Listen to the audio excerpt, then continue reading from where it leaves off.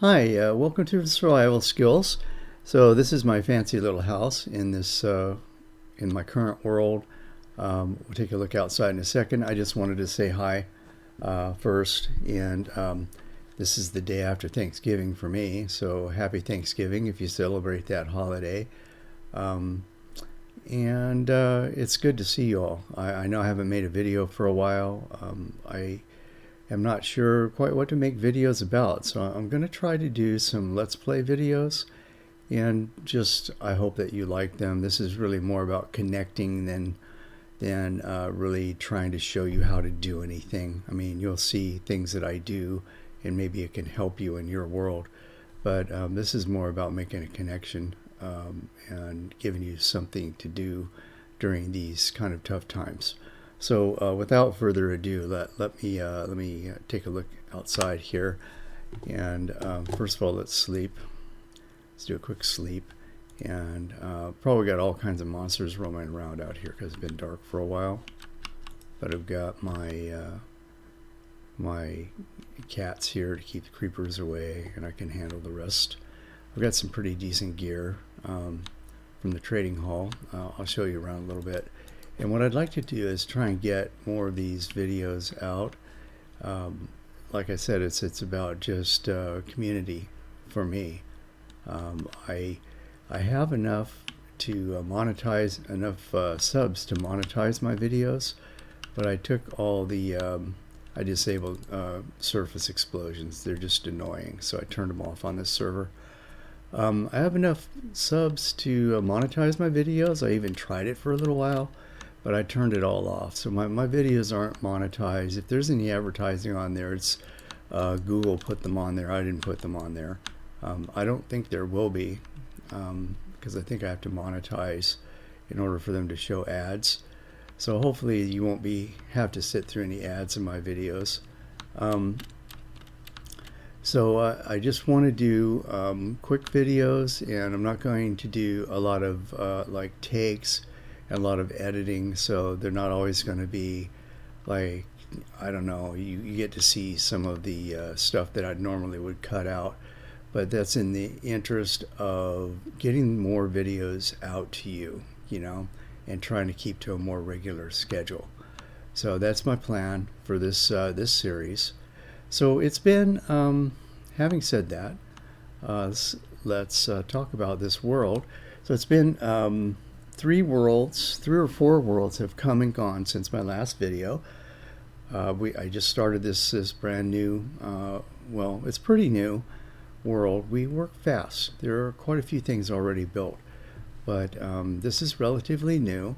I've got a really good server now. It's I'm running an i9, Intel i9 for those of you who are technically oriented. It's dual core. I could buy a third core if I need better performance, but my experience has been that this dual core i9 is just fine. I've got 5 gigabytes of memory running this world, and we only have 3 or 4 players on here at any given time.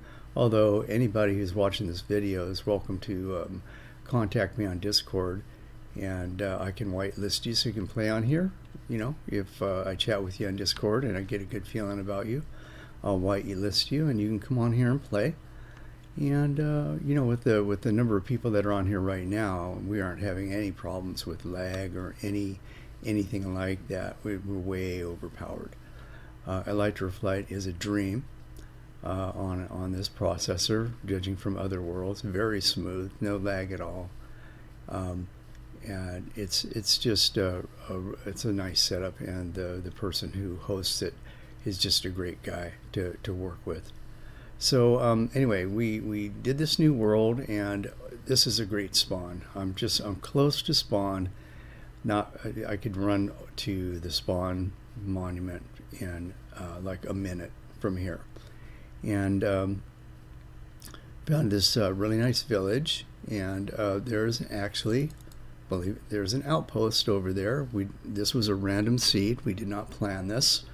I haven't gone to the outpost yet because I've been spending all my time trying to, I've been, not all my time. It's not this rigorous task, right? But I've been trying to get our trading hall going and get some armor and stuff, but we can do raids anytime we want.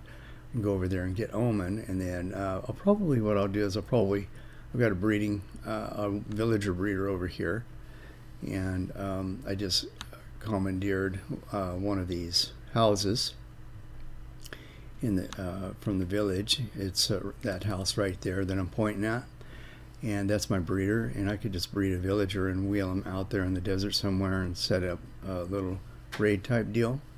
I don't do really fancy raid farms. I haven't for a couple of worlds now. I can do them if anybody's interested. I've got a really nice design. It's very efficient, and it handles the evoker problem that so many other farms wrestle with. It handles it quite well. It's very safe, and you can get tons of stuff from that farm. But the way I have been doing it for the last couple of worlds is I just set a villager up to draw in the raid, and then we just run around and fight the raid. It's just more fun that way.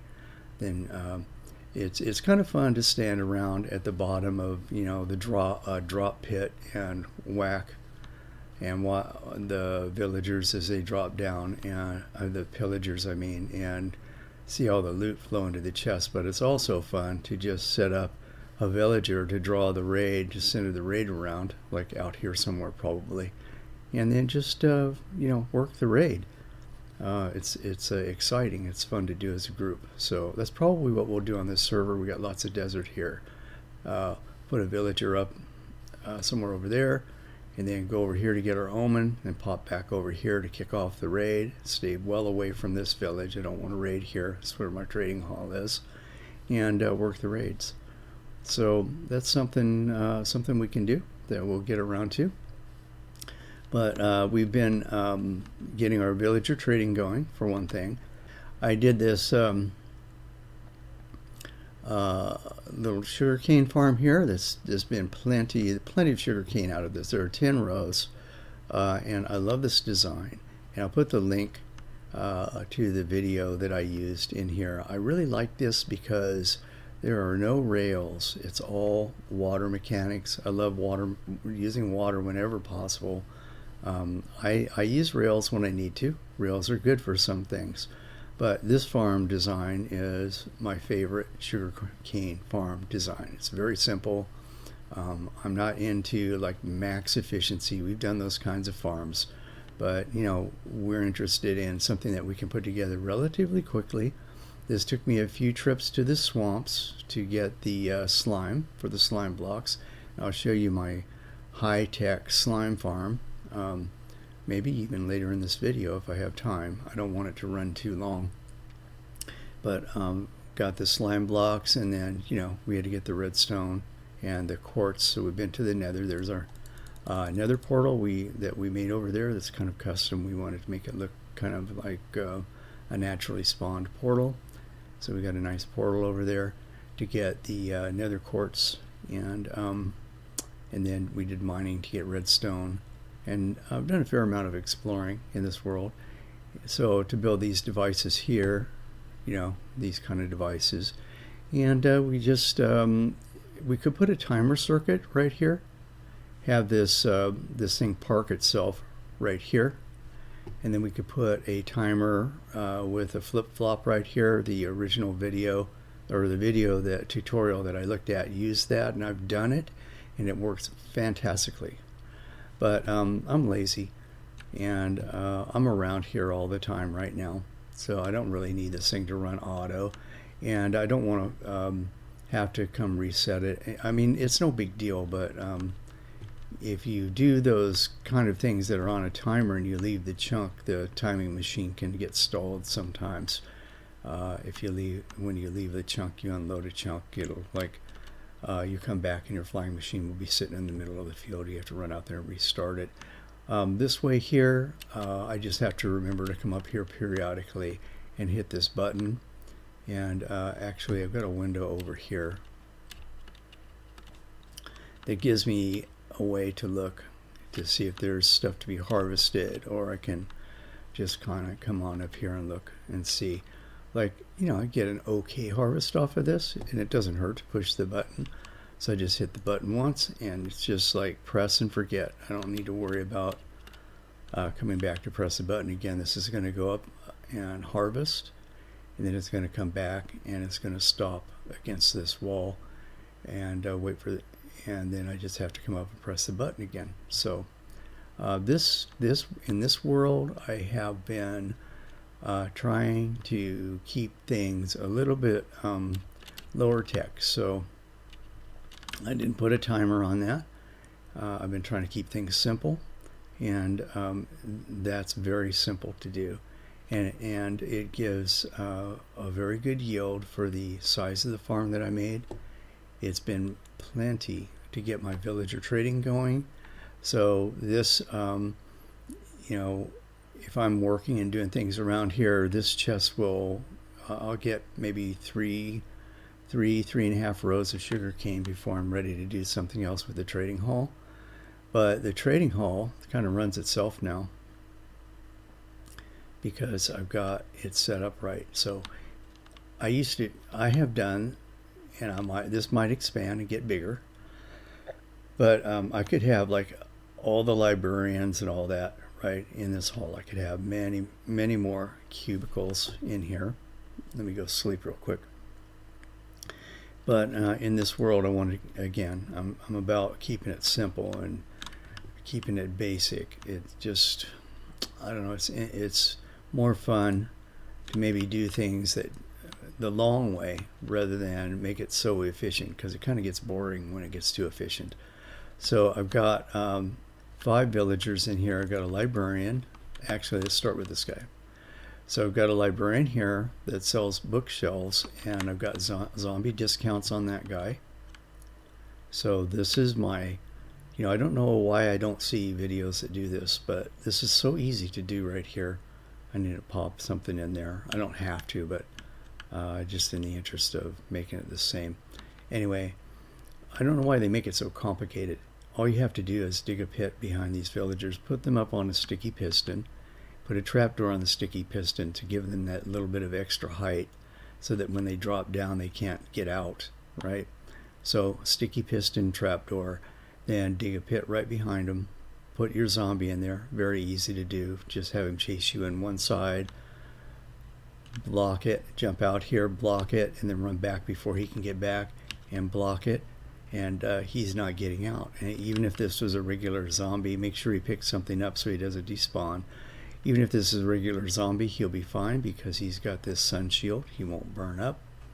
And then for your discounts, you just got a lever on the front here that goes down into, I don't want to break this out because let me show you what I do though.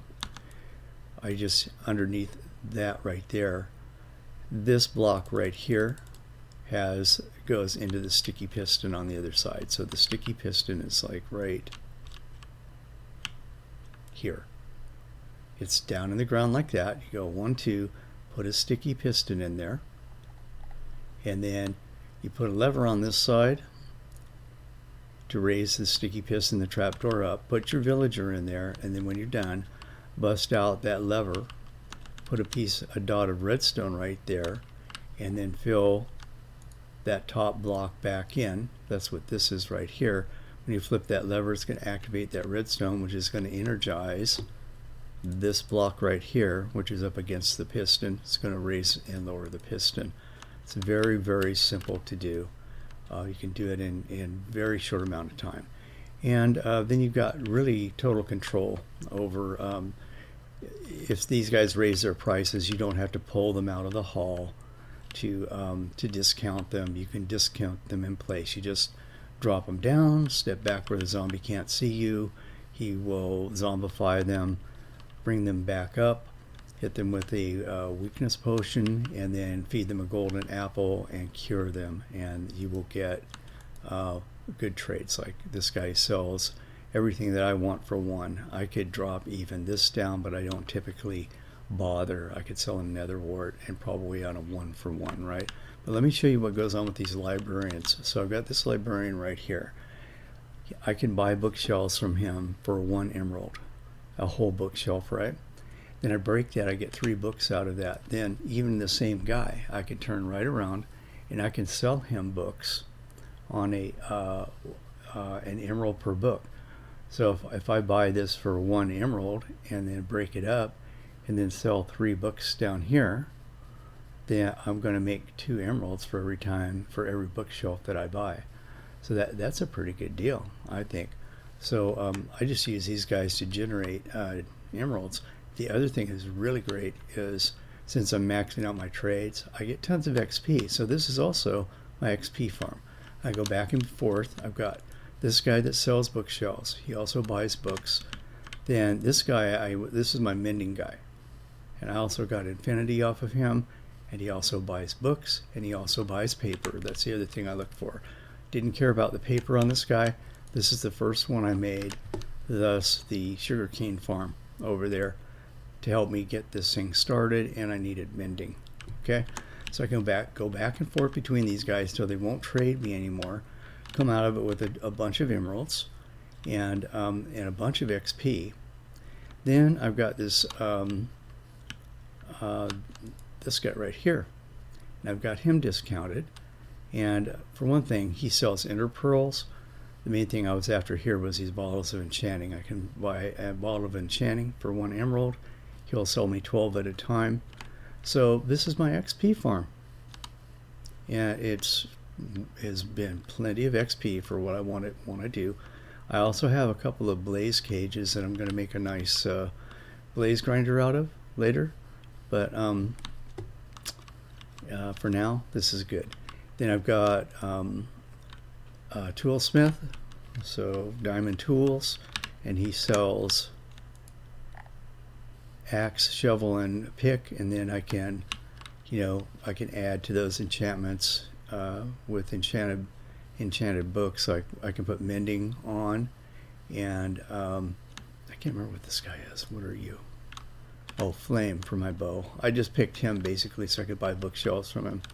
And then I've also got a weaponsmith, so I can get my axe and my sword.